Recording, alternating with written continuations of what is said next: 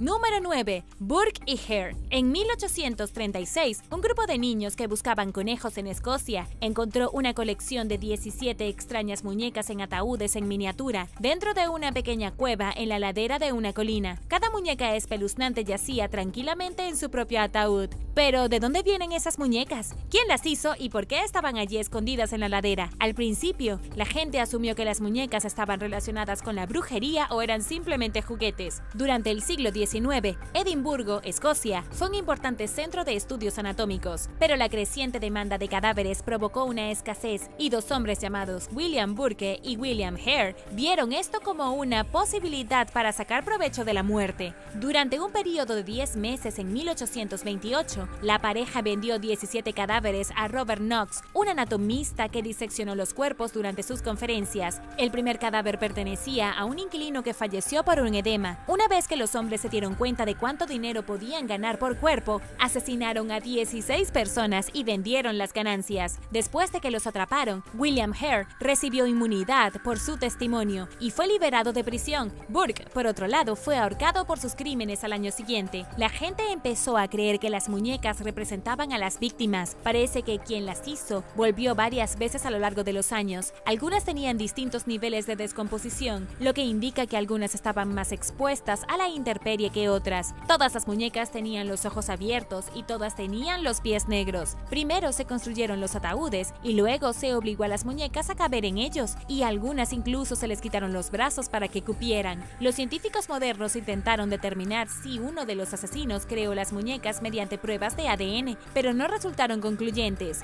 Pero generalmente se acepta que las muñecas tienen algo que ver con los asesinatos, y una teoría sugiere que Burke las había creado para calmar su conciencia culpable. 8 de las muñecas sobreviven hoy y se exhiben en el Museo Nacional de Escocia.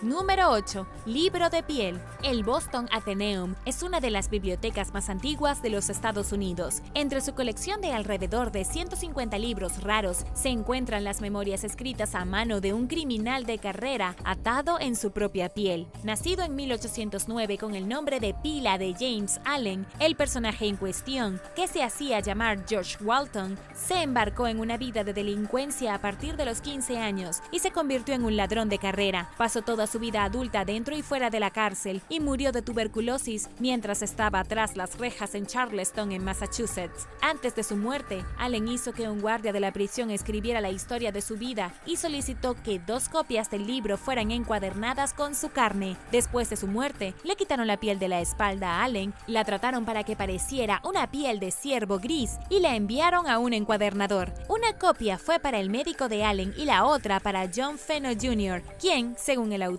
Stephen C. Nonank, fue la única de las víctimas de Allen que se enfrentó a él. En la portada está impresa la frase en latín "Hic liber Waltonis cute compactus est", que se traduce como "este libro fue encuadernado en la piel de Walton". Se desconoce cómo el Ateneo adquirió el libro, pero se cree que la hija de John Fenno Jr. lo donó en algún momento durante el siglo XIX. La práctica de encuadernar libros con piel humana, conocida como bibliopegia antropodérmica, puede haber comenzado durante la Revolución Francesa. Fue más popular entre los médicos que escribieron textos médicos. ¿Leerías un libro hecho de piel humana? Déjame saberlo abajo en los comentarios. Y ahora el número 7. Pero primero, si eres un suscriptor que regresa, bienvenido de nuevo. Y si eres nuevo por aquí, también asegúrate de darle me gusta, suscribirte y hacer clic en la campanilla de notificaciones. Así no te perderás los próximos videos.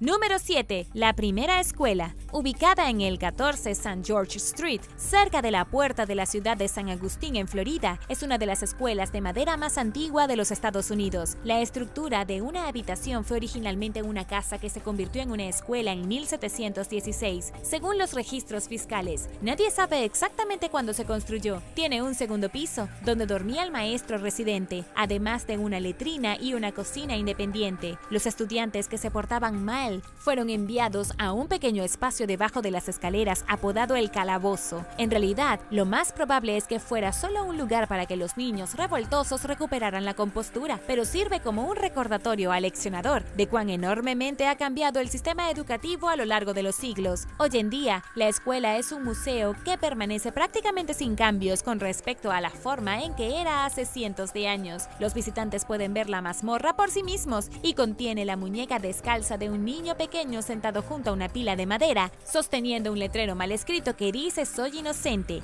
A los pies de la muñeca hay otro letrero que dice: "Los estudiantes rebeldes fueron colocados aquí para castigarlos. Por favor, no toque al estudiante rebelde. Él muerde". Espeluznante, ¿cierto? Tan medieval como suena enviar a un niño pequeño a una mazmorra de castigo, la escuela fue progresiva en algunos aspectos. En 1788 se convirtió en la primera escuela de los Estados Unidos en impartir clases mixtas. Número 6. Tripulación caníbal. En 1845, dos barcos llamados el HMS Terror y el HMS Erebus zarparon hacia el Ártico canadiense en una búsqueda para descubrir el Paso del Noroeste, una ruta marítima que conecta los océanos Atlántico y Pacífico a través del Océano Ártico. Bajo el liderazgo del explorador y oficial de la Marina Real Británica, Sir John Franklin, la expedición quedó atrapada en el hielo y los 129 tripulantes murieron después de abandonar el barco. Sus restos fueron descubiertos poco a poco durante el siguiente siglo y medio. Muchos de los huesos contenían marcas de cortes, lo que daba credibilidad a los rumores de los Inuit de que los hombres peligrosamente varados recurrieron al canibalismo en un intento desesperado por sobrevivir. Un estudio de 2016 describe evidencia de pulido de ollas que ocurre cuando los extremos de los huesos se cocinan en una olla con agua hirviendo. Los autores Simon Mays y Owen Beatle señalaron que esto generalmente se hacía en las etapas finales del canibalismo para extraer la médula de los huesos. Esto concuerda con los informes de testigos presenciales de los Inuit, quienes describieron haber visto montones de huesos con marcas de cortes que eran características de la extracción de médula. Naturalmente, la mera idea de comerse a otro ser humano es indescriptiblemente inquietante para la mayoría de las personas, pero la decisión de hacerlo habla del nivel de desesperación que estaban experimentando esos hombres. Según la bioarqueóloga Ann Kinley Side, que habló con Life Science, ella planteó la pregunta difícil: tienes que imaginarte en esa situación. ¿Tú qué harías? Y aunque es difícil de imaginar, la pura y simple verdad es que, como seres humanos, no sabemos hasta dónde llegaríamos para sobrevivir hasta que nos pongan a prueba. ¿Qué piensas? ¿Tú qué harías? Déjame saberlo abajo en los comentarios. Número 5. Castillo de Wilson. Construido en 1867 por un médico llamado John Johnson, un magnífico castillo y sus 18 dependencias se encuentran en una extensa parcela de tierra de 46.5 hectáreas, ubicada en el corazón de las montañas verdes de Vermont. La hermosa casa de 3 pisos contiene 32 espaciosas habitaciones, 13 chimeneas, 84 vidrieras, 2 torretas y un balcón. El Dr. Johnson y su esposa solo disfrutaron de la mansión por un corto tiempo antes de que él ya no pudiera pagar los impuestos y fuera rematada. La propiedad pasó a través de 4 propietarios entre la década de 1880 y 1939, cuando el pionero de la radio AM, Herbert Lee Wilson, la compró. Ahora llamado Castillo de Wilson, ha sido el hogar de la familia durante 5 generaciones. Parte de la casa es mantenida por Wilson Foundation Inc. y está abierta al público para recorridos. Situada en un área remota, la casa parece surgida de la nada y algo fuera de lugar. Solo se convirtió en una atracción turística en los últimos años y la mayoría de la gente simplemente lo consideró como una rareza insignificante, dada la falta de residentes famosos a lo largo de los años, según Andy Probst, un amigo de la familia Wilson que habló con los noticieros. Pero sus espeluznantes matices han atraído la curiosidad de aquellos interesados en lo paranormal, que sospechan que el castillo puede estar embrujado. Las personas que han ido han informado pasos y ambiente espeluznante, pero los cazadores de fantasmas aún no han encontrado a nadie que haya muerto en la casa. Número 4. Tocado de diente de gerbo. Descubierto en 2018, el sitio del Pilar Norte de Lothaham es un cementerio de 5.000 años de antigüedad en Kenia. Está situado en un campo extenso y consta de túmulos funerarios y pilares que tardaron entre 450 y 900 años en construirse. En el centro del sitio hay una plataforma de piedra que mide 30 metros de diámetro, que contiene una cámara funeraria que alguna vez pudo haber albergado los restos de hasta 580 personas. El sitio aparentemente sin incidentes de 1394 4 metros cuadrados, no está dedicado a la realeza o élites, sino que contiene las tumbas de miembros comunes de la tribu de todas las edades y géneros, que fueron colocados indiscriminadamente uno al lado del otro. Nadie recibió un trato preferencial y la mayoría de los cuerpos estaban adornados con joyas de colores. Entre estos descubrimientos se incluye un tocado hecho con 405 dientes de jerbo que provienen de 100 jerbos. Debido a que los jerbos aún no estaban domesticados, esto significa que quien creó el tocado tuvo que pasar por el meticuloso proceso de atrapar a los animales. Construido en un momento en que la disminución de las lluvias hizo que las costas se retiraran, el cementerio representa un cambio de la expresión cultural que acompañó a los cambios ambientales que estaban ocurriendo. Según los investigadores, una nueva mirada al sitio del Pilar Norte ofrece a los expertos una nueva perspectiva sobre el surgimiento de sociedades complejas y los nuevos rituales sociales que lo acompañaron, incluidos los monumentos a los muertos. Número 3. Caníbales neandertales. Cuando los neandertales se acercaban al final de su existencia hace unos 40.000 años, un grupo de nuestros primos ancestrales se deleitó con 6 miembros de la misma especie en la cueva del bosque de Ardenas en Goyet, en Bélgica. Las víctimas fueron un recién nacido, un niño pequeño y 4 adultos o adolescentes. De acuerdo con un estudio de 2016, los restos tienen marcas de cortes, hoyos y muescas, lo que sugiere que fueron masacrados deliberadamente y que sus asesinos hicieron herramientas con sus huesos. Según todas las apariencias, los carniceros fueron meticulosos al desollar y descuartizar sus víctimas y al extraerles la médula ósea. El arqueólogo Christian Casellas describió la evidencia del canibalismo como irrefutable. Estos hallazgos se basan en pruebas previas de canibalismo neandertal encontradas en España y Francia. Ocupadas por primera vez durante el Paleolítico, las cuevas Goyet fueron exploradas por primera vez durante el siglo XIX por el geólogo y paleontólogo Edouard Dupont,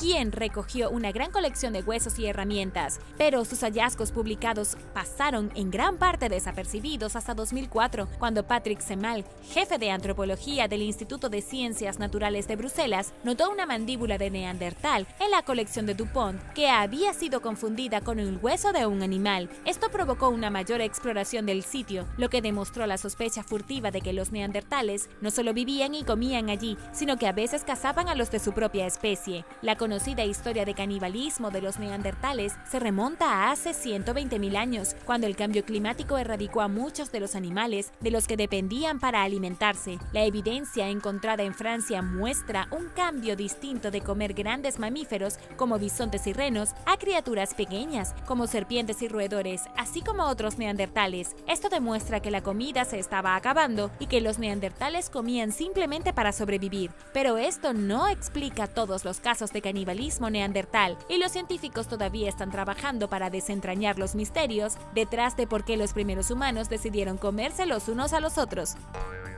Número 2. Cementerio de Highgate. En respuesta a la creciente demanda de terrenos ubicados en el centro para desarrollar y las preocupaciones sobre la propagación de enfermedades, la ciudad de Londres creó sus primeros cementerios municipales, conocidos como los Siete Magníficos, durante la década de 1830. Uno de ellos, llamado Cementerio de Highgate, tiene fama de ser el cementerio más espeluznante de la ciudad. El sitio fue un cementerio popular durante algún tiempo. Alrededor de 170.000 personas fueron enterradas aquí, incluido Karl Marx, el autor de ciencia ficción Douglas Adams y el famoso criminal Adam Worth, quien se cree que inspiró el personaje del profesor Moriarty, el némesis de Sherlock. Pero la popularidad del cementerio disminuyó con el tiempo y al final de la Segunda Guerra Mundial, el cementerio estaba cubierto de maleza y en mal estado. Durante la década de 1970, los cineastas utilizaron el sitio como lugar de rodaje de películas de terror, lo que despertó un renovado interés del público por la propiedad. Muy pronto, las historias de ladrones de tumbas, vampiros y destrucción en Highgate comenzaron a aparecer en titulares de noticias. Este periodo de tiempo, conocido como Highgate Vampire Sensation, llegó con rumores de que los visitantes presenciaron una criatura no identificada flotando sobre las tumbas, según un libro titulado Beyond the Grave,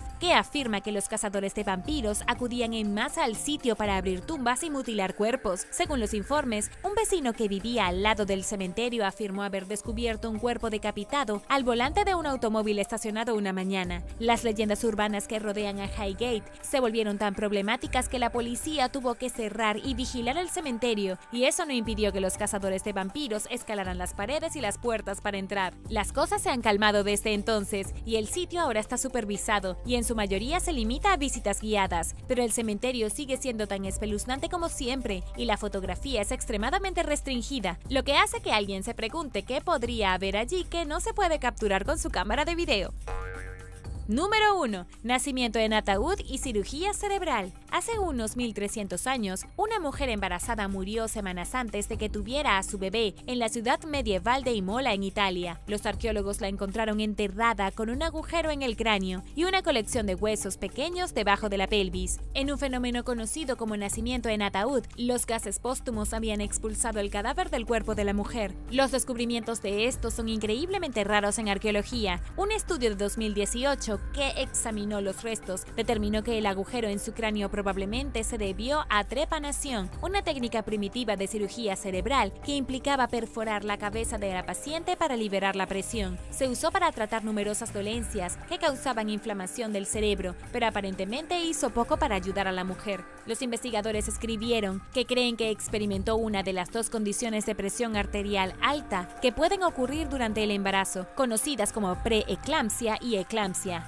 En un último esfuerzo por salvar su vida, sus cuidadores realizaron la trepanación, pero lamentablemente sus esfuerzos fueron en vano. Es cierto que los expertos solo pueden especular sobre las razones de la cirugía cerebral, ya que este descubrimiento es el único en términos de hora y lugar en que ocurrió. Si bien se han encontrado signos de trepanación en unos 1500 cráneos que datan del período neolítico, este es el primero en un entierro medieval en Italia. Debido a la precisión del agujero, es poco probable que sea causado por la violencia. Según el estudio, los signos de la curación indican que el procedimiento se realizó al menos una semana antes de la muerte. Descubiertos en 2010, los restos datan de algún momento durante los siglos 7 u 8, conocido como el período lombardo. Murió a los 20 o 30 años y estaba casi al término de su embarazo de 38 semanas. Derramamiento de sangre como medicina. Miles de años antes de hoy, si hubieras vivido en el antiguo Egipto o en Grecia clásica, probablemente habrías experimentado una sangría en un momento u otro. Esta era la extraña práctica médica de abrir una vena con algo afilado y dejar que la sangre se vertiera en un balde, o simplemente derramaban la sangre de esta manera, o un médico te cubría con sanguijuelas para succionar la sangre. En cualquier escenario, estaba perdiendo una cantidad significativa de sangre durante el proceso. El derramamiento de sangre se considera una de las prácticas médicas más antiguas del mundo y probablemente se inició en el antiguo Egipto. Fue en algún lugar alrededor del siglo III a.C. cuando el derramamiento de sangre llegó a Grecia. En ese momento, los médicos creían que las enfermedades se derivaban de tener demasiada sangre. Imagínate esto, demasiada sangre era la supuesta fuente de la enfermedad. En el siglo II después de Cristo, se creía que había 4 cosas principales que debían estar en equilibrio para que una persona tuviera buena salud: la sangre, la bilis amarilla, negra y la flema. Para hacer que una persona mejorara, simplemente se drenaba el exceso de sangre cortando o dejando que las sanguijuelas la chuparan. Se hizo extremadamente popular en el Imperio Romano, fue recogido por la India y Arabia y llegó hasta Europa medieval. En la época medieval, los barberos solían realizar el derramamiento de sangre. Irías a cortarte el cabello y te extraerían un poco de sangre al mismo tiempo. Fue una especie de costumbre de 2 por 1. Esta casualmente es una de las razones por la que los postes de peluquería tradicionales presentan el simbolismo arremolinado de rojo y blanco.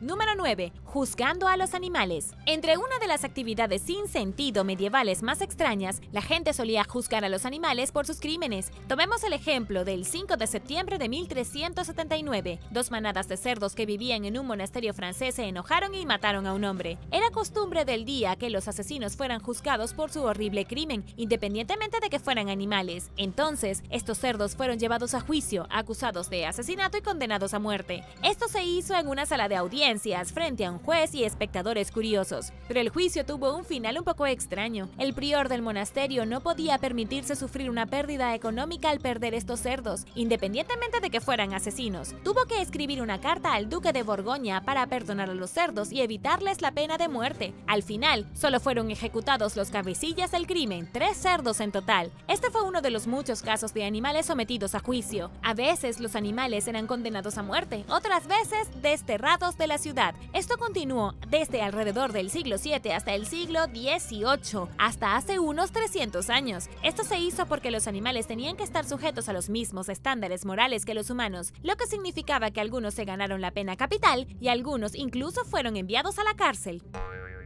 Número 8. Entierros del corazón. Para la aristocracia europea de la época medieval, no era inusual que tu corazón se enterrara por separado del resto del cuerpo. Fue una práctica popular en la Edad Media, durante las cruzadas y hasta hace relativamente poco tiempo. Cuando los guerreros de alto rango morían en lugares que se consideraban paganos, transportar todo el cuerpo de regreso a Europa era básicamente imposible sin acceso a los modos modernos de conservación. Entonces, los cadáveres eran transportados de regreso a Europa como nada más que esqueletos o simplemente sus corazones eran devueltos en cajas. Entonces, los esqueletos y los corazones recibían entierros cristianos adecuados en una tierra considerada sagrada. En el siglo XII la práctica se había generalizado. No fue hasta alrededor del siglo XVII que la gente dejó de cortar los corazones de los cuerpos y enterrarlos por sí mismos. Los reyes y reinas a menudo solicitaban que cuando murieran, sus corazones fueran enterrados en un lugar particularmente agradable que habían disfrutado durante sus vidas. Piensa en cómo esparcir las cenizas de alguien en la playa que le encantaba ir, excepto que en lugar de esparcir cenizas, estarían enterrando su corazón en la arena. Uno de los casos más extraños de esto fue el de Robert de Bruce, el rey de Escocia entre 1306 y 1329. Quería que enterraran su corazón en Jerusalén después de su muerte. Su corazón fue entregado al caballero Sir James Douglas, pero murió en batalla mientras viajaba a Jerusalén. En ese momento, llevaba el corazón de Robert de Bruce dentro de una caja de plata colgada alrededor de su cuello. El corazón nunca llegó a Jerusalén, pero finalmente fue devuelto a Escocia para su entierro. Luego fue descubierto por arqueólogos en 1920 y después enterrado bajo el césped de Melrose Abbey en 1998. Al final, el corazón de Robert de Bruce hizo un gran viaje.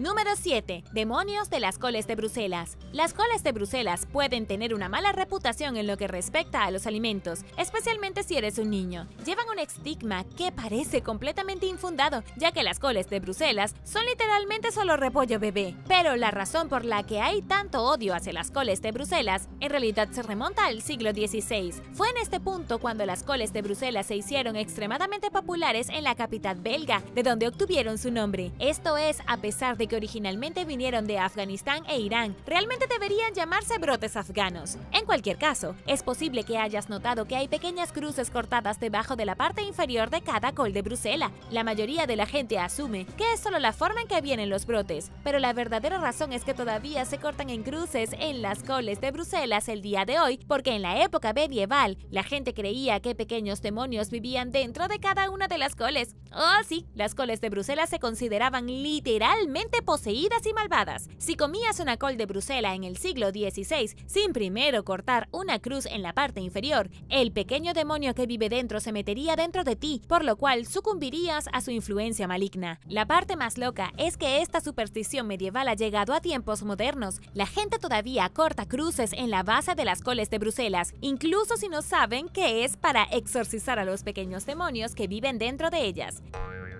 Número 6. Obsesión con las gárgolas. La gente medieval estaba absolutamente obsesionada con las gárgolas. Si alguna vez has estado en Francia o Alemania, verás gárgolas en casi todas las estructuras góticas y monumentos religiosos construidos entre el 1200 y el 1500. Estos 300 años se consideran la alta época medieval y fue entonces cuando las altas agujas, arcos apuntados y las gárgolas eran particularmente elegantes. Ya sabes, el arte gótico. Pero, ¿cuál es la historia con las gárgolas y por qué la gente medieval estaba tan obsesionada con ellas? Para entender, necesitamos echar un vistazo de dónde vienen las gárgolas. Una leyenda de la Francia medieval remonta el origen de la gárgola a la historia de San Romano. San Romano era el obispo de Rouen, que supuestamente salvó a los ciudadanos de la ciudad cuando fue atacada por un monstruo que escupía fuego. Este monstruo se llamaba gargoyle. La palabra francesa original para gárgola, en francés, se traduce aproximadamente como garganta. El terrible monstruo fue derrotado por el obispo, devuelto a la ciudad de Rouen fogón y luego quemado. Pero cuando los ciudadanos intentaron quemar a la bestia, su cabeza y su cuello se negaron a incendiarse. En cambio, tuvieron que montar su cabeza y el cuello a la pared de una iglesia y esto ayudó a alejar a los espíritus malignos. Después de eso, las gárgolas se hicieron extremadamente populares en todos los edificios góticos durante el auge de la arquitectura medieval. Aunque, ten en cuenta, probablemente no hubo un monstruo que escupía fuego que atacó Francia. Quizás era solo un hombre corpulento y particularmente poco atractivo. Número 5. Divorcio por combate. En la Edad Media nadie se divorciaba. Simplemente no era algo tan sencillo como conseguir un abogado y firmar algunos documentos como lo es hoy. En lugar de firmar papeles, dividir los activos y elegir con quién se quedarán los niños para el Día de Acción de Gracias, la pareja pelearía. Las diferencias matrimoniales se resolvían mediante el combate marital. Hay un libro escrito en 1467 por un esgrimista alemán llamado Hans Talhofer. Este libro venía completo con ilustraciones que mostraban cómo los esposos y esposas debían luchar cuando ya no podían ponerse de acuerdo en sus pequeñas cosas. Ahora quizás te estés preguntando acerca de la diferencia entre hombres y mujeres. Después de todo, estos eran los días medievales. Muchos de estos hombres luchaban en guerras, mientras que las mujeres se veían más o menos obligadas a quedarse en casa. Para compensar la diferencia de habilidad de lucha, la esposa recibía ciertas ventajas. Al hombre lo metían en un agujero en el suelo y se le ataba la mano a la espalda. Con una mano libre se le permitía usar la espada para matar a su esposa a golpes, pero su esposa solo estaba armada con un saco de piedras. Sí, esto era totalmente ridículo. La mujer era libre de correr alrededor del pozo, pero al hombre ni siquiera se le permitía tocar los bordes. Si el hombre ganaba la batalla sin matar a su esposa, debía ser enterrada viva, pero si la mujer ganaba y el marido aún respiraba, había que ejecutarlo. Y así se resolvían los problemas en la Edad Media. Basta decir que la mayoría de las personas permanecían juntas. Y ahora el número 4. Pero primero, si eres un suscriptor que regresa, bienvenido de nuevo. Y si eres nuevo por aquí, también asegúrate de suscribirte y hacer clic en la campanilla de notificaciones, así no te perderás los próximos videos.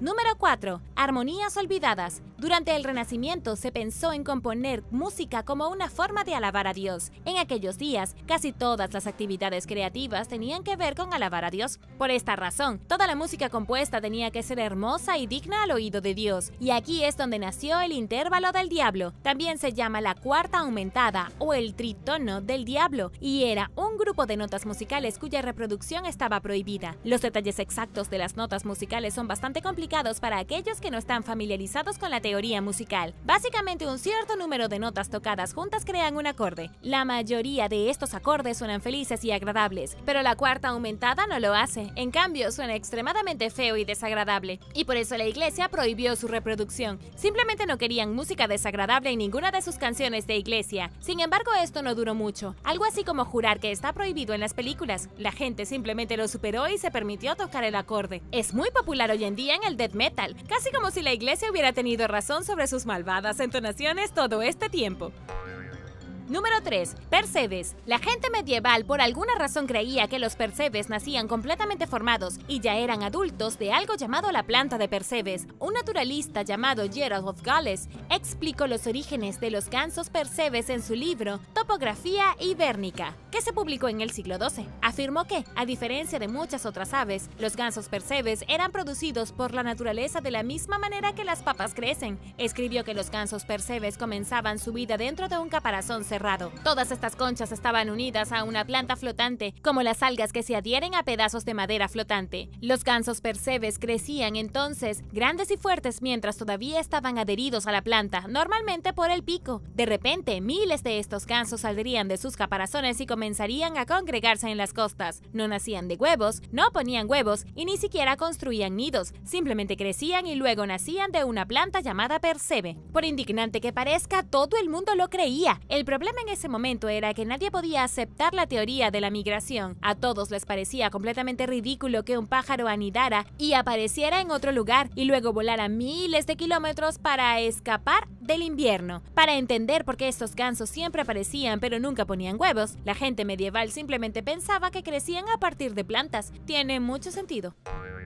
Número 2. Cuervo volador con fuego mágico. El cuervo volador con fuego mágico, también conocido como cuervo volador de fuego divino, era una antigua arma incendiaria utilizada en los días medievales en China. Técnicamente fue el primer cohete, aunque el arma no estaba hecha más que de bambú y cañas. En realidad, la idea surgió de los militares que usaban pájaros para transportar yesca en llamas sobre los techos de la ciudad enemiga. Los pájaros se incendiarían y la dejarían caer, luego las casas se incendiaban. La invención del cuervo volador con fuego mágico eliminó al intermediario, lo que permitió al ejército usar sus propias armas sin tener que atrapar un grupo de pájaros. En ese momento, la estabilidad del proyectil estaba mucho más allá de cualquier otra cosa que se empleara en la tierra. También fue la primera carga explosiva que se utilizó a distancia. Usando pólvora, el pájaro de bambú era propulsado hacia el territorio enemigo, ya sea equipado con pólvora incendiaria o incluso con veneno de humo cegador. Se adhiere al ave algún tipo de explosivo incendiario o veneno. Luego la pólvora encendería el cohete bajo sus alas, haciendo que se elevara una gran distancia hacia el campamento enemigo. Número 1. El útero errante. En la antigua Grecia, los médicos creían que el útero era una criatura separada de la mujer en la que estaba. Tanto Platón como Hipócrates creían de todo corazón en esta teoría, que el útero era un ser sintiente por sí solo. Creían que si la mujer era célibe durante demasiado tiempo, obtendría una condición conocida como útero errante. Fue entonces cuando el útero se desprendía y flotaba libremente alrededor del interior de su cuerpo, a menudo causando problemas como convulsiones e histeria. Era una ciencia completamente loca. Pero sorprendentemente el mito del útero errante duró siglos. Si una mujer se ponía histérica o se comportaba de forma extraña, los médicos podrían decir que su útero había salido a caminar. Y para evitar esto, se aconsejaba a las mujeres que se casaran muy jóvenes y procreasen tanto como fuera posible. Si una mujer descubría que su útero había salido a caminar, el único paso lógico era devolverlo al lugar en que pertenecía. Para hacer esto, un médico fumigaría la cabeza de la mujer con azufre mientras frotaba loción. Debido a que el azufre alrededor de la cabeza olía mal y la loción olía bien, la lógica era que el útero huiría del mal olor y volvería a su posición original. Obviamente esto es una locura. No obstante, la creencia de que el útero podía simplemente levantarse y caminar por tu cuerpo persistió hasta bien entrada la época de la Europa medieval. Pirámide misteriosa. Se ha encontrado un esqueleto de una niña enterrada junto a una de las pirámides más misteriosas de todo Egipto. Según la información publicada por el Ministerio de Antigüedades de Egipto, se estima que la niña tenía alrededor de 13 años cuando murió. Fue encontrada enterrada junto a la pirámide de Meidum, parcialmente derrumbada y en gran parte abandonada. Este no es un sitio arqueológico muy famoso, a pesar de que la pirámide es impresionante y antigua. La pirámide de Meidum se construyó hace 4600 años como una pirámide escalonada, antes de convertirse más tarde en una pirámide con superficies lisas. Después de convertirse en una verdadera pirámide, tenía unos 91 metros de altura. Los arqueólogos creen que fue construida por el faraón Seneferu, que reinó entre 2575 y 2551 a.C. Este faraón en realidad construyó bastantes pirámides en toda el área, y científicos e historiadores sugirieron que había estado tratando de descubrir cómo construir la pirámide perfecta a través del ensayo y error. Fue su hijo y sucesor Keops quien construyó la Gran Pirámide de Giza. En cuanto al cuerpo de la niña, fue encontrado en un cementerio al lado de la pirámide con sus huesos colocados como si hubiera estado en cuclillas cuando fue enterrada. Dentro del cementerio, los arqueólogos también encontraron un par de cabezas de toro cortadas y 3 vasijas de cerámica. Sin embargo, no pudieron averiguar quién era la niña o por qué fue enterrada cerca de la pirámide. Ella pudo haber tenido algún tipo de relación con el faraón. Número 9. Herramientas de tatuaje más antiguas. Resulta que los tatuajes pudieron haber comenzado en Tennessee, por extraño que sea escuchar. Según Science News, las herramientas de tatuaje más antiguas conocidas en todo el mundo se acaban de encontrar en un antiguo sitio arqueológico de Tennessee. Las herramientas fueron elaboradas con huesos de patas de pavo y se usaron para hacer tatuajes hace al menos 3600 años. De hecho, los nativos americanos usaban huesos de pavo desde hace 5000 años, lo que convirtió a los indígenas en el área de Tennessee en algunas de las primeras personas del mundo en hacerse tatuajes. Aparte de Otzi, el hombre de hielo, por supuesto. Otzi murió hace 5250 años. Se congeló en el hielo y luego fue encontrado en los tiempos modernos con los tatuajes más antiguos conocidos en su piel. Si bien es probable que la gente antigua tuviera tatuajes hace miles de años, no se han encontrado herramientas de tatuaje reales que se remonten a tan lejos. Junto a los huesos de pavo, los investigadores encontraron otros instrumentos pigmentos utilizados para hacer tatuajes. Los investigadores dicen que los pigmentos utilizados para hacer los diseños de tatuajes se almacenaban en conchas marinas, en las que el tatuador sumergía el hueso puntiagudo de pavo, al igual que un tatuador moderno sumerge la aguja en un pequeño dedal con tinta, pero en lugar de tinta usaban pigmentos derivados de plantas. Según la evidencia, las personas usaban pigmento rojo o negro y a veces ambos.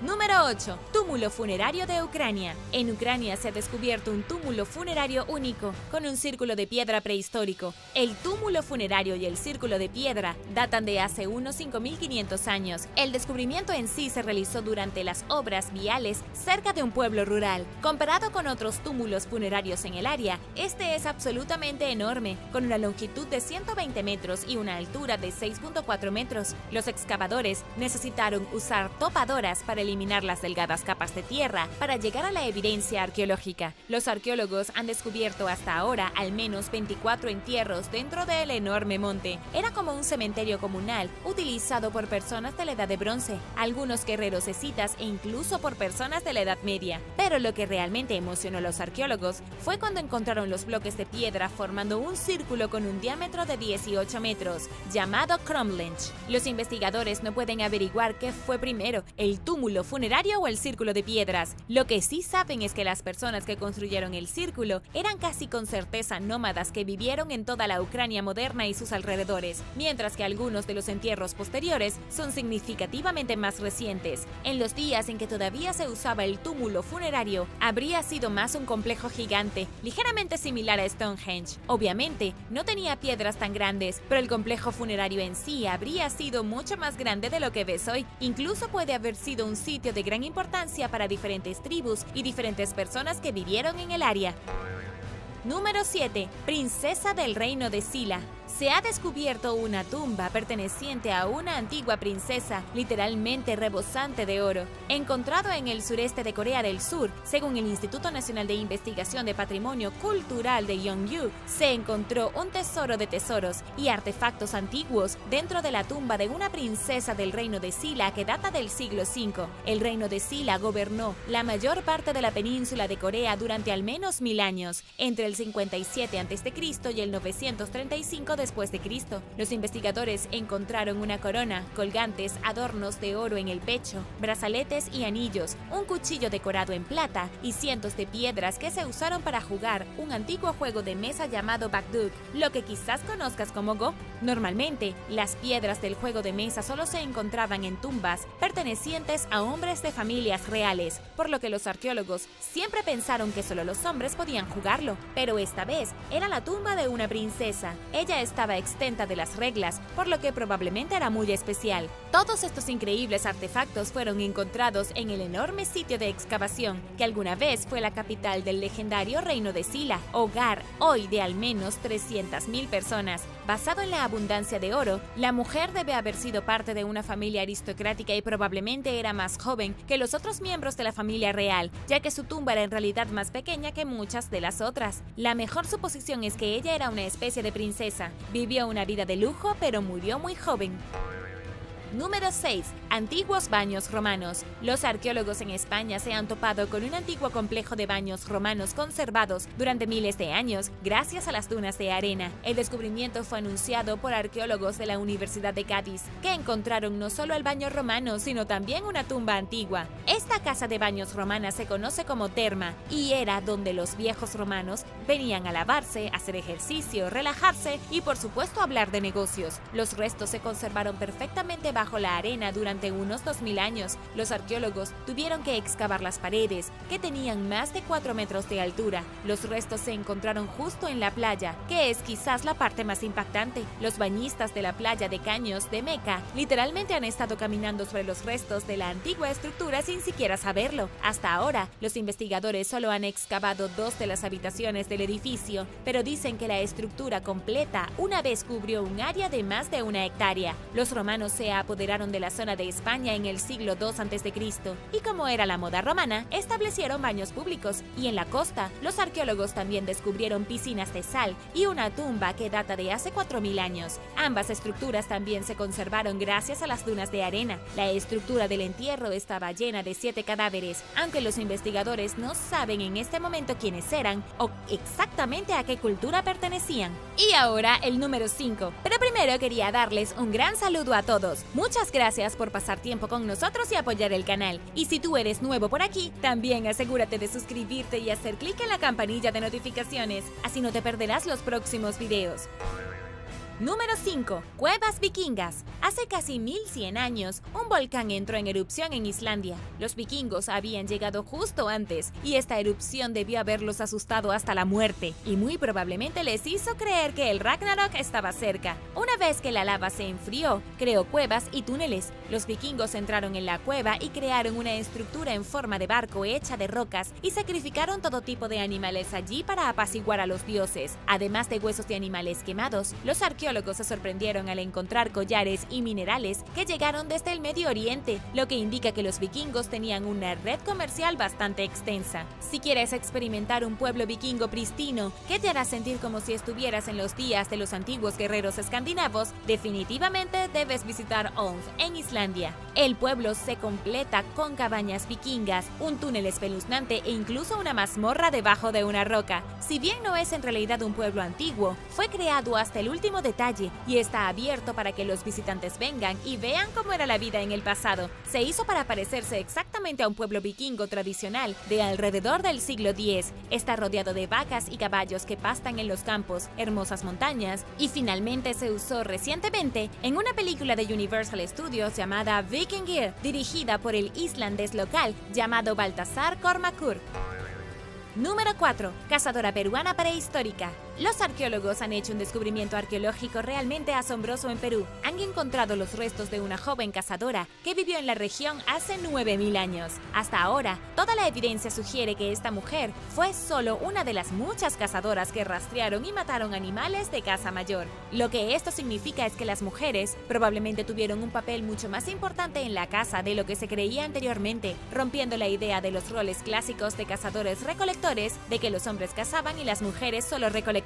Resulta que los deberes pueden haber sido compartidos. El descubrimiento provino de una tumba en lo alto de las montañas, en el sitio de Willamaya Pracha. Según Randall Haas, arqueólogo de la Universidad de California, él y otros investigadores descubrieron herramientas de piedra y proyectiles enterrados con el esqueleto de la mujer. Al principio, pensaron que habían desenterrado el cuerpo de un gran jefe. No fue hasta que analizaron los huesos que los investigadores se dieron cuenta de que estaban tratando con una mujer muy joven, que murió entre los 17 y los 19 años. Después de este descubrimiento, hubo un estudio que analizó los registros publicados de casi 430 entierros en las Américas. Lo que descubrieron fueron 27 humanos enterrados junto a herramientas de caza. 11 de los cuerpos eran de mujeres y 15 de hombres. Esto significa que antes de que las sociedades realmente comenzaran a echar raíces, hombres y mujeres estaban en una base mucho más igualitaria, al menos en el mundo de la caza. Número 3.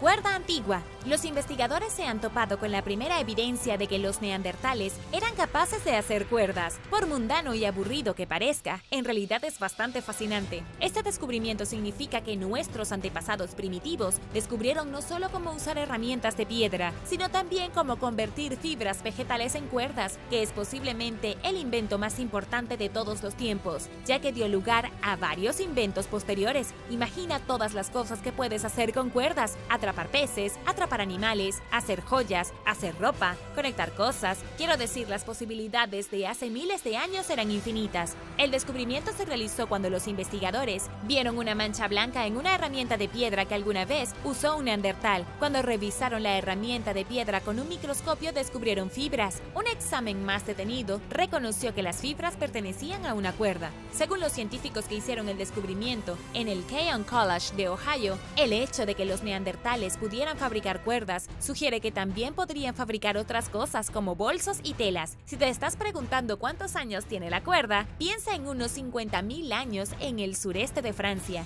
La herramienta de piedra proviene de un sitio arqueológico en el valle del río Ródano. La cuerda en sí fue elaborada con fibra extraída de la capa interior de la corteza de los árboles locales. Los neandertales trenzaban haces de fibra hasta que tejían una cuerda perfectamente fuerte que podría usarse para reforzar herramientas o incluso para hacer taparrabos, aunque nunca ha habido evidencia que sugiera que los neandertales corrieran cubriéndose. Número 2. Pueblo italiano perdido. Después de estar sumergido durante 70 años, un antiguo pueblo italiano ha resurgido de un lago como un fénix se levanta de sus cenizas. Bueno, no exactamente igual, pero tienes la idea. Durante las últimas 7 décadas, la única parte visible del pueblo de Curon ha sido una torre de iglesia solitaria que se elevaba fuera del agua. El icónico pueblo del siglo XIV fue el hogar de alrededor de 1.000 personas, pero los funcionarios del gobierno decidieron construir una presa para una planta hidroeléctrica cercana. Todo el lugar está cubierto de agua. Lo único que quedó fue el campanario que sobresale del lago y que ha atraído a los turistas de todo el mundo. Cuando el agua se congela, puedes acercarte y tocarla. Ahora, más recientemente, la ciudad perdida comenzó a resurgir, al menos temporalmente. Los trabajadores tuvieron que drenar el lago para reparar la central hidroeléctrica y encontraron escalones de piedra a la vista, sótanos abovedados, edificios medievales y mucho más. Lo triste de todo esto es que sucedió durante la pandemia y no había turistas alrededor para verlo. Además, la aldea solo se reveló durante unas pocas semanas, hasta que se realizó el mantenimiento y el área se inundó de nuevo. Si esperabas echar un vistazo a un pueblo inundado italiano, has perdido la oportunidad. Es posible que tengas que esperar otros 70 años hasta que se realice nuevamente un mantenimiento, o puedes visitar la ciudad en el invierno, cuando el lago está cubierto de hielo y puedes ir a patinar. Número 1. El oro más antiguo. Los arqueólogos en Alemania han descubierto el artefacto dorado más antiguo del país. Provenía del suroeste, cuando los investigadores excavaron un cementerio neolítico que contenía el cadáver de una mujer en posición fetal. El único objeto encontrado dentro del entierro de la mujer fue un anillo de oro que pudo haber sido parte de un adorno para el cabello. Lo que es verdaderamente misterioso es que el oro probablemente vino de Gran Bretaña y fue transportado al continente a través de una complicada red comercial que existió hace varios miles de años. Los restos de la mujer fueron datados al radiocarbono, situando su muerte entre 1850 y 1700 a.C. Probablemente era alguien de alto estatus debido al anillo de oro, que también contiene un 20% de plata y trazas de platino y estaño. La composición sugiere que el oro natural proviene de un río, específicamente un río inglés. Esta es la pieza de joyería de oro más antigua encontrada en Alemania y sugiere que incluso hace miles de años, los primeros habitantes del Reino Unido tuvieron una influencia significativa en Europa Central. Recuerda que esto se remonta al siglo II a.C.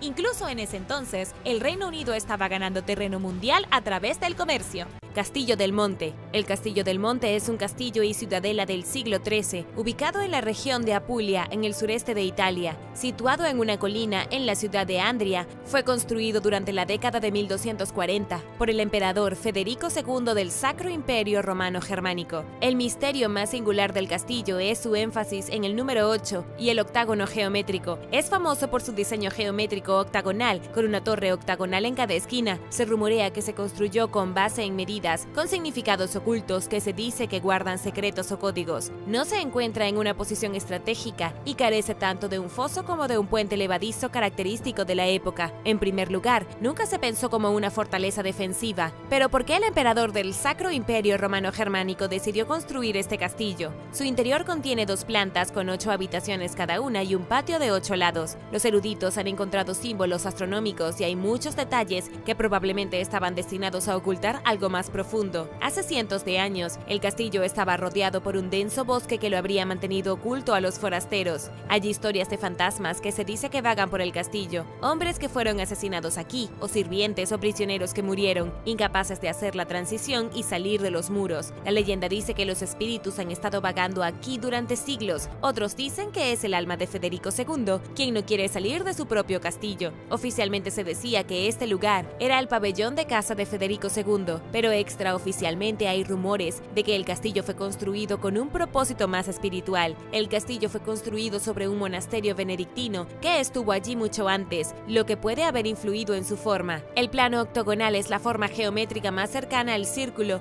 que es la representación de la unión de la tierra con lo divino, por lo que quizás la forma y la función del castillo era más para Dios que para la casa. Quizás Federico II se reunió en secreto aquí con los caballeros templarios, pero como murió poco después de la construcción del castillo, nunca sabremos cuáles eran sus planes. Incluso desde entonces, el castillo ha pasado por muchas cosas. Fue utilizado como prisión estatal a finales del siglo XIII. Luego se convirtió en un refugio durante la plaga antes de caer en mal estado. Durante el siglo XIX, sus mármoles y muebles interiores fueron saqueados y reutilizados para otros proyectos de construcción. El ejército de los Estados Unidos utilizó el castillo como una estación secreta para ayudar a la navegación en medio de la ocupación aliada de Italia durante la Segunda Guerra Mundial, así que este castillo ha visto mucho. En honor al castillo, está en la versión italiana de la moneda de 1 centavo de euro y también es Patrimonio de la Humanidad por la UNESCO.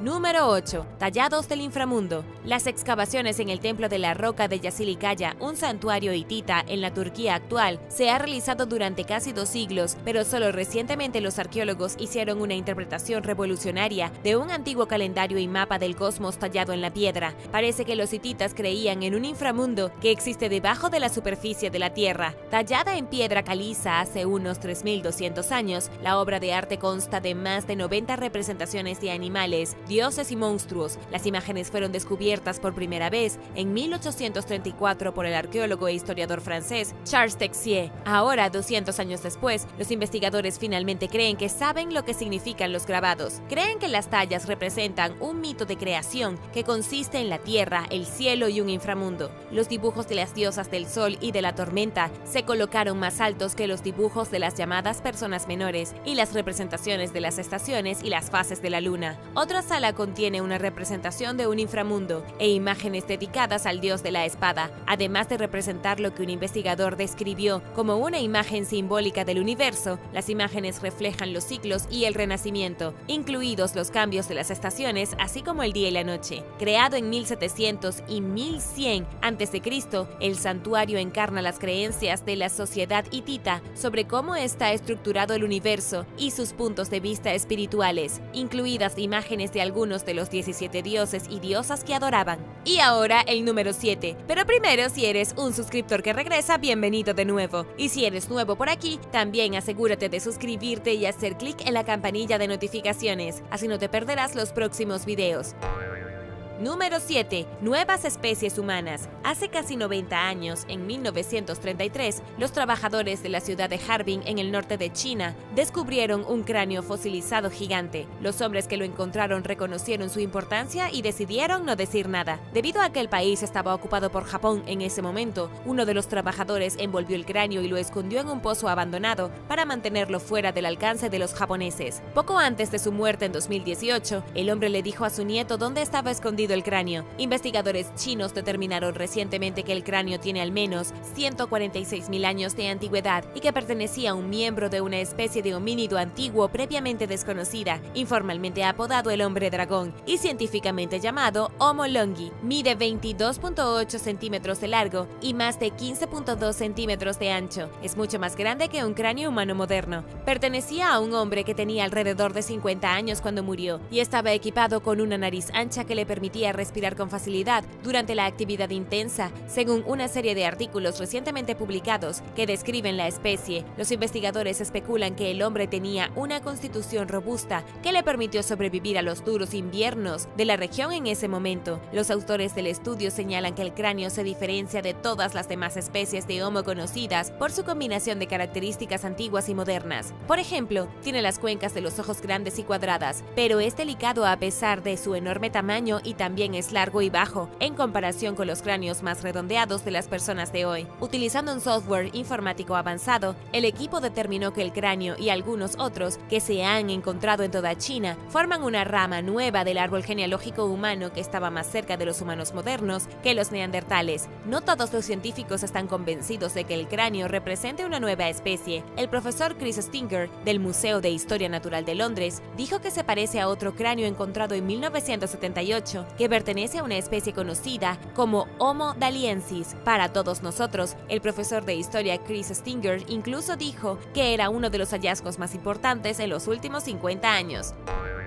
Número 6. Tumbas reabiertas. En toda Europa, los arqueólogos han notado que hace unos 1400 años había una tendencia a que las personas reabrieran las tumbas y sacaran cosas de ellas. Los expertos llevan mucho tiempo tratando de comprender las razones de esto, y un nuevo estudio sugiere que no fue una serie de robos de tumbas como puede parecer a primera vista. Un examen de cementerios excavados previamente en 5 regiones de Europa confirmó que esta tendencia se mantuvo entre los siglos 6 y 8. Las personas eran selectivas sobre qué artículos tomaban y preferían broches y espadas, mientras que a menudo dejaban otros objetos de valor, incluidos objetos hechos de metales preciosos como la plata y el oro. Curiosamente, la gente también a menudo tomaba artículos que estaban en malas condiciones y no tenían valor monetario ni uso práctico. El equipo escribió que las tumbas generalmente se reabrían dentro de una generación de ser enterradas, después de que el tejido blando del individuo fallecido se hubiera descompuesto, pero antes de que su ataúd de madera colapsara. Los investigadores especularon que las razones de las personas probablemente variaban, pero los artículos que tomaron seguramente tenían valor simbólico, tal vez como reliquias para pasar de una generación a la siguiente. Esta tradición alcanzó su punto máximo durante el siglo VII, pero desapareció en gran medida antes del siglo VIII. Aunque el estudio ofrece una nueva perspectiva y un punto de partida sólido para explorar aún más a fondo la costumbre, las razones exactas detrás de esta siguen siendo un misterio. Número 5. Un pueblo perdido. Los registros históricos franceses y españoles que datan de la década de 1560 mencionan un pueblo nativo americano llamado Sarabay, en lo que ahora es el noreste de Florida, pero su ubicación ha eludido a los arqueólogos durante mucho tiempo. Hasta ahora, investigadores de la Universidad del Norte de Florida acaban de anunciar el descubrimiento de lo que creen que es el asentamiento perdido hace tiempo en el extremo sur de Vic Talbot Island. Ampliando las excavaciones anteriores que se llevaron a cabo a finales de los 90, el equipo encontró más de 50 piezas de cerámica española temprana y cerámica indígena que datan de finales del siglo XVI y principios del XVII, así como fragmentos de mazorcas de maíz quemadas, huesos, piedras y artefactos de cocina. El sitio fue ocupado por una tribu timucua del habla mocama que vivía a lo largo de la costa atlántica al norte de Florida y fueron los primeros nativos americanos en encontrar colonizadores españoles cuando llegaron en 1562. Se necesita más investigación para confirmar que el asentamiento es, de hecho, Sarabay, y el equipo espera encontrar casas y arquitectura pública mientras continúan explorando el sitio durante los próximos 3 años como parte del proyecto arqueológico Mocama, en curso del Laboratorio de Arqueología de la Universidad del Norte de Florida. Número 4. Herramientas de 9000 años. Hace unos 9000 años, un grupo de personas antiguas dejó una colección de artefactos de herramientas de piedra en el lago Hurón. Un nuevo estudio encontró que los artículos estaban hechos de obsidiana, que se obtuvieron de una cantera a más de 3219 kilómetros de distancia en lo que ahora es el centro de Oregón, lo que lo convierte en los ejemplos más antiguos de obsidiana occidental jamás encontrados en los Estados Unidos. Ashley Lemke, profesora asistente de Sociología y Antropología en la Universidad de Texas, en Arlington, dijo que los artefactos revelan las conexiones sociales de largo alcance que existían en América del Norte hace mucho tiempo, y dijo en sus palabras: "Estas son piezas muy pequeñas, de las que tengo grandes historias que contar". Los buzos recuperaron los objetos de un sitio submarino no perturbado como parte de una investigación más amplia sobre cómo era la vida de un grupo de cazadores de caribúes hacia el final de la última edad de hielo. Fueron depositados en el suelo seco cuando los niveles de agua eran mucho más bajos y se sumergieron cuando los glaciares se derritieron. Ashley Lemke señaló que el estudio enfatiza la importancia de la arqueología subacuática y cómo estos sitios tienden a estar bien conservados en comparación con los de tierra, lo que brinda a los investigadores oportunidades sin precedentes para examinar el pasado. Número 3. Cuerpos decapitados. En mayo de este año, los arqueólogos anunciaron el descubrimiento de 17 cuerpos decapitados en 3 cementerios romanos en Cambridgeshire, en Inglaterra, un número que describen como excepcionalmente alto. Los restos sin cabeza, que datan de aproximadamente 1700 años, se encontraron entre 52 tumbas en un sitio llamado Nobs Farm. Las víctimas fueron 9 hombres y 8 mujeres, todas mayores de 25 años, cuando fueron asesinados. Un artículo publicado recientemente describe cómo algunos de ellos estaban arrodillados cuando murieron y en muchos casos la cabeza cortada de la persona se colocó entre sus pies y se colocó cerámica donde normalmente estaría la cabeza. Algunos de los fallecidos fueron enterrados boca abajo. El equipo que extrajo el sitio cree que los individuos decapitados fueron ejecutados por violar la ley romana. Durante los siglos III y IV, cuando fueron enterrados, hubo un notable aumento de delitos capitales y los castigos contra los infractores fueron más duros. La evidencia sugiere que el sitio se usó como un centro de suministros y que los infractores pueden haber tenido consecuencias rápidas que acabaron con sus vidas. En el artículo, los investigadores escribieron que el número de delitos que se castigaban con la pena de muerte aumentó de 14 a 60 entre principios del siglo III y la muerte de Constantino en el 334 después de Cristo. Debido a mayores preocupaciones por la seguridad, el período de tiempo vio varias guerras civiles en todo el Imperio Romano, cuando la gente compitió para convertirse en emperador, y los llamados ataques bárbaros también estaban en aumento. A pesar de haber sido ejecutados, a algunos de los individuos se les dio un entierro algo digno y completo con valiosos ajuares, y sus familias pudieron solicitar la devolución de su cuerpo, según la arqueóloga principal Isabel Lisboa. Añadió que estas personas probablemente no eran esclavos, porque a los esclavos no se les otorgaba ningún estatus oficial, y por lo general no se les otorgaron entierros o bienes funerarios adecuados. No todos los expertos están de acuerdo con los hallazgos. Simon Cleary, profesor emérito de arqueología romana de la Universidad de Birmingham, dijo a Life Science que si las decapitaciones aumentaron junto con las leyes más estrictas, se encontrarían en todo el Imperio Romano. Pero estos entierros son casi por completo exclusivos de Gran Bretaña, lo que sugiere que se llevaron a cabo como un mecanismo de disuasión para cualquiera que pudiera estar pensando en violar la ley en un lugar distante donde la ley era difícil de hacer cumplir desde la sede del imperio. Número 2. Las tallas de animales más antiguas de Escocia. Hace entre 4.000 y 5.000 años, durante la Edad de Bronce, alguien talló imágenes de 2 ciervos rojos y 3 animales más pequeños de 4 patas en la parte inferior de una piedra angular que cubría una cámara funeraria en lo que ahora es Kilmartin Glen, en Escocia. Descubierta por primera vez en la década de 1860, la cámara funeraria contenía los restos cremados de 10 personas, así como una piedra de afilar, un hacha, un cuchillo de pedernal y otros artefactos. Pero los grabados fueron desapercibidos hasta hace poco, cuando el arqueólogo y fotógrafo aéreo Hamish Fenton los vio durante una visita al sitio. Este sitio es también el único sitio arqueológico conocido de Escocia que contiene grabados de animales y marcas de copa y anillo, que consisten en un círculo central rodeado por anillos concéntricos. Hay más de 3.000 rocas talladas prehistóricas en Escocia, algunas de las cuales son marcas de copa y anillo, creadas al golpear la superficie de la roca con una herramienta de piedra. La presencia de ambos tipos de tallas presenta preguntas sobre su relación entre sí y el significado que tenían. Las tallas de ciervos prehistóricos son raras en Reino Unido. La mayoría de las tallas son geométricas y no son realmente figuras, pero las tallas recientemente descubiertas son inusualmente detalladas y no dejan dudas sobre qué especies representan los ciervos. Este descubrimiento ha cambiado por completo la forma en que los historiadores ven el arte rupestre en el Reino Unido y nos da un pequeño vistazo a la mente del artista. Número 1. Asentamiento de islas antiguas. Los avances de tecnología hacen que sea más fácil que nunca para los arqueólogos explorar sitios y artefactos sin excavar. Un ejemplo reciente es el descubrimiento de un asentamiento neolítico de 6.000 años a lo largo de la costa de Croacia por el arqueólogo Mate Parica, quien notó el sitio por primera vez mientras examinaba imágenes de satélite. Lo vio y pensó, tal vez sea natural o tal vez no lo sea. Ubicado frente a la costa este de la isla de Korčula, el asentamiento simplemente parece un área grande y poco profunda en el lecho marino a primera vista. Con la ayuda de un colega, Mate Parica fue a bucear al sitio, donde encontró lo que él cree que es un antiguo pueblo que data de alrededor del 4500 a.C. Cuando se construyó, se encontraba en una estrecha franja de tierra que alguna vez unió Korčula con el continente. El asentamiento sumergido contiene las ruinas de los muros de piedra que alguna vez lo rodearon, así como herramientas de piedra y otros artículos cotidianos, incluidos objetos de cerámica y cuchillos de pedernal. En sus declaraciones, el conservador del Museo museo local dijo que la ubicación del pueblo en un pequeño islote es muy inusual. Además, la mayoría de los hallazgos neolíticos se han realizado en cuevas,